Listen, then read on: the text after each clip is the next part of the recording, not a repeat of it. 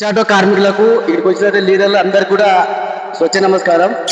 కార్మికుని చెమటకు విలువను తెద్దామా. ఈ రోజు ఒక గొప్ప విషయం అనుకోవాలి. స్వచ్ఛాటో కార్మికులు ముఖ్యంగా గుత్తుల జోన్లో ఉన్న 7 సర్కిల్లోని కార్మికులు చాలా మంది రావడం జరిగింది. ఇక్కడ ముఖ్యమైన పాయింట్ ఏంటంటే ఈ రోజు మనం వచ్చినప్పటికీ అప్పటికే ఆయన ఐఏఎస్ ఆఫీసర్ గారు వెళ్ళిపోవడం జరిగింది, మన జోనల్ కమిషనర్ గారు. కానీ ఇక్కడ ఇంతమంది కార్మికులు కుమ్మికూడి ఇంత పెద్ద ఎత్తున కార్మికులు రావడంతో నేను కడుపు నిండా నిన్నదెవ్వడు చూడాలి, కష్టపడ్డది ఎవ్వడు చూడాలి.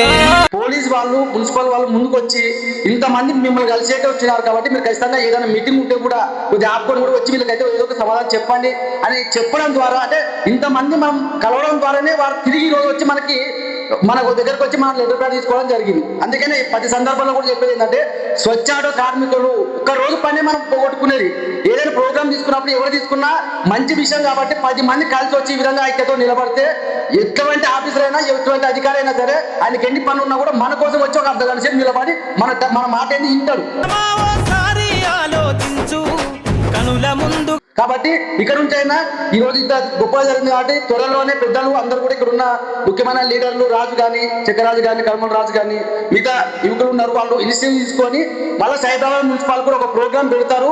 ఆ రోజు దీనికంటే ఇంకా పెద్ద ఎత్తున వస్తే ఖచ్చితంగా ఈ రోజు ఒక జోనల్ ఐఏఎస్ ఆఫీసర్ ఆయన మన దగ్గరికి కింద నిలబడి మనకు సమాధానం చెప్పేది. దీనికి డబల్ మంది అయినా మనకో మేడం కూడా కిందికి వచ్చి ఇదే కార్మికులకి ఖచ్చితంగా ఒక సమాధానం చెప్పి పోయేంత వరకు ఉంటుంది. కాబట్టి మనం కార్మికుల ఐక్యత మనం చూపించుకోవాలి.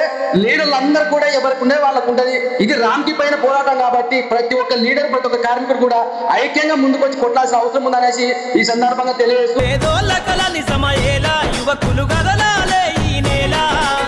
ఇంత పెద్ద ప్రోగ్రామ్ సక్సెస్ చేసినందుకు కూడా మీ అందరికి మరొకసారి కృతజ్ఞతలు తెలియజేస్తాం. ప్రజలు కోరుకున్నవాడు కనుల ముందు పెరిగినోడు కష్టం